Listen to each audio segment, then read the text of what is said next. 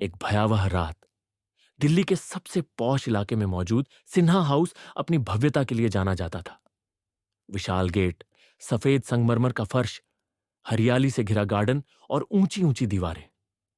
यहां हर समय सुरक्षाकर्मी तैनात रहते थे, क्योंकि यह बंगला किसी आम आदमी का नहीं, बल्कि कैबिनेट मंत्री राघव सिन्हा का था। राघव सिन्हा राज्य सरकार में प्रभावशाली मंत्री थे। ईमानदारी और बेबाकी उनकी पहचान थी। लेकिन हाल ही में उन्होंने एक बड़े घोटाले का पर्दाफाश करने की धमकी दी थी। यह घोटाला लाखों करोड़ों रुपए का था, जिसमें बड़े बिजनेस टाइकून, राजनेता और यहां तक कि कुछ सरकारी अधिकारी भी शामिल थे। रात 12:30। रहस्यमयी आवाज रात के 12:30। बंगले के अंदर हलचल मच गई। एक तेज धमाके जैसी आवाज आई, जिससे पूरे घर में खलबली मच गई। सुरक्षाकर्मी और नौकर तुरंत मंत्री के स्टडी रूम की ओर दौड़े। यह वही जगह थी जहां मंत्री रात में घंटों बैठकर काम करते थे। दरवाजा अंदर से बंद था। कई बार खटखटाने पर भी जब अंदर से कोई जवाब नहीं आया, तो सुरक्षाकर्मियों ने दरवाजा तोड़ दिया। दरवाजा खुलते ही जो दृश्य सामने था, उसने सबको स्तब्ध कर दिया। राघव सिन्हा अपनी कुर्सी पर मृत पड़े थे। उनकी आंखें चौड़ी खुली हुई थीं। चेहरे पर एक भयानक डर था और शरीर पूरी तरह अकड़ चुका था। कमरे में संघर्ष के कोई निशान नहीं थे। कोई खून नहीं था, कोई हथियार नहीं मिला। टेबल पर एक अधूरी चिट्ठी पड़ी थी, जिसमें लिखा था, मुझे डर है कि मैं कल जिंदा नहीं रहूंगा। मृत्यु का कारण क्या था? स्थानीय पुलिस पहुंची और पहली नजर में इसे दिल का दौरा करार दिया। पोस्टमार्टम से पहले ही उन्होंने मामला बंद करने की तैयारी कर ली। लेकिन कुछ चीजें अजीब थीं। मंत्री के चेहरे पर बेहद डरावने हाव भाव थे, मानो मरते वक्त उन्होंने कुछ भयानक देखा हो। उनके हाथों की उंगलियों पर हल्की जली हुई लकीरें थीं, जैसे हल्का करंट लगा हो। उनके शरीर पर रेडिएशन के अंश पाए गए, लेकिन इतनी कम मात्रा में कि यह स्पष्ट नहीं हो सका कि यह कैसे आया। सीसीटीवी कैमरे का फुटेज रात 12 बजे से 12:30 तक गायब था। अधिकारी अर्जुन वर्मा की एंट्री यह मामला आईएएस अधिकारी अर्जुन वर्मा के पास पहुंचा।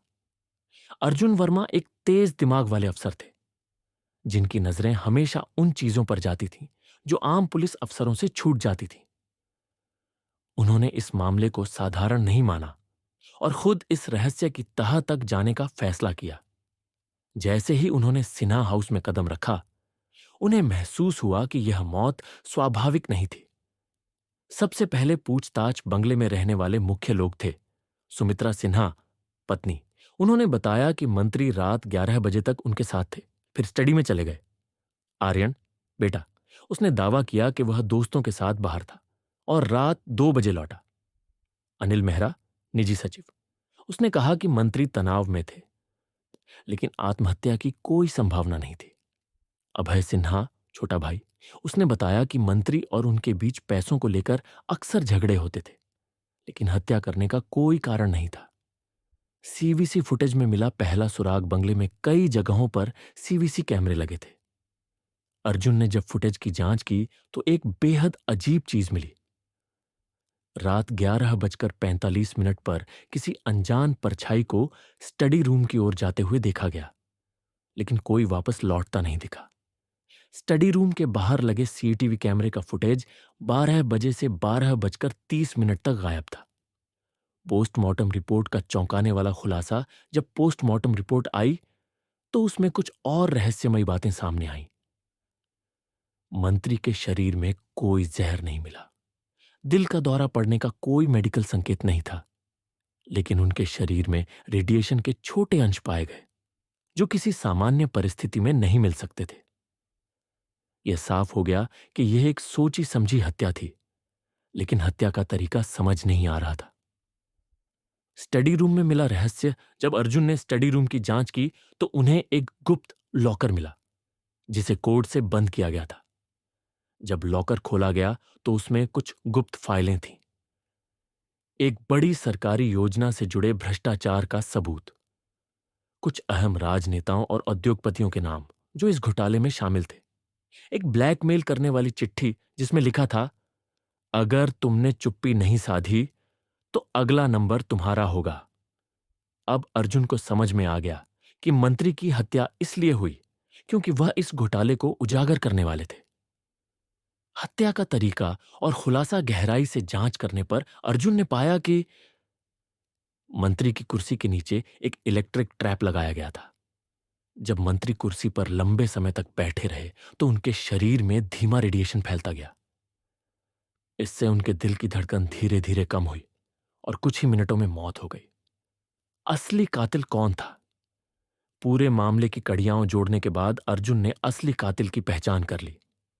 हत्या के पीछे मंत्री का बेटा आर्यन था। मंत्री आर्यन के अवैध ड्रग्स और मनी लॉन्ड्रिंग के धंधे का पर्दाफाश करने वाले थे। आर्यन ने एक वैज्ञानिक दोस्त की मदद से इलेक्ट्रिक ट्रैप तैयार करवाया। उसने सीसीटीवी फुटेज को हैक कर दिया ताकि कोई सबूत न बचे। अंतिम मोड़ और गिरफ्तारी जब अर्जुन ने आर्यन को सबूतों के साथ गिरफ्तार किया तो उसने गुनाह कबूल कर लिया। इस तरह आईएएस अधिकारी अर्जुन वर्मा ने एक असंभव से लगने वाले केस को सुलझा लिया। लेकिन यह सिर्फ शुरुआत थी। क्या अर्जुन वर्मा अगले अपराध को भी इसी तरह सुलझा पाएगा? कौन सा नया रहस्य उसकी राह में आएगा? क्या वह हर अपराधी को बेनकाब कर पाएगा? अगर आपको यह कहानी पसंद आई हो और आप आईएएस अर्जुन वर्मा की और भी रोमांचक और रहस्यमयी कहानियां सुनना चाहते हैं तो चैनल को लाइक, शेयर और सब्सक्राइब करें। नई और दिलचस्प कहानियों के लिए जुड़े रहें और हमारे अगले एपिसोड का इंतजार करें।